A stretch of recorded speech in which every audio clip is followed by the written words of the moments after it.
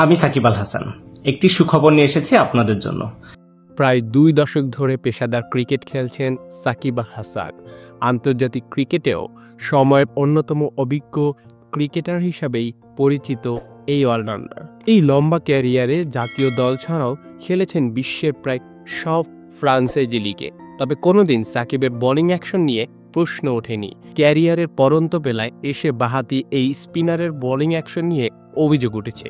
গত সেপ্টেম্বরে ইংল্যান্ডের কাউন্টি খেলতে যান সাকিব। প্রায় 13 বছর ধরে এই টুর্নামেন্ট খেলেন তিনি। সারের হয়ে মাত্র একটি ম্যাচ খেলেছেন সমারসেটের বিপক্ষে। সেই ম্যাচে প্রথম ইনিংসে 4 উইকেট নেওয়ার পর দ্বিতীয় ইনিংসে 5 উইকেটের শিকার করেন সাকিব। এই ম্যাচেই তার বোলিং নিয়ে প্রশ্ন তোলা হয়েছিল। কাউন্টি ক্রিকেটে সেই ম্যাচে সাকিবের বোলিং অ্যাকশন নিয়ে সন্দেহ প্রকাশ করেছিলেন আম্পায়াররা। ইংল্যান্ডের ঘরোয়া ক্রিকেট বা কাউন্টিতে খেলতে হলে বোলিং অ্যাকশন পরীক্ষার উতরাতে হবে তাকে, যে কারণে এবার বোলিং অ্যাকশনের পরীক্ষা দিলেন সাকিব। ভিডিওটি দেখার জন্য অসংখ্য ধন্যবাদ। নিত্য নতুন এমন ভিডিও পেতে হলে আমাদের চ্যানেলের সঙ্গেই থাকুন, সাবস্ক্রাইব করুন, ভালো লাগলে অবশ্যই লাইক করুন।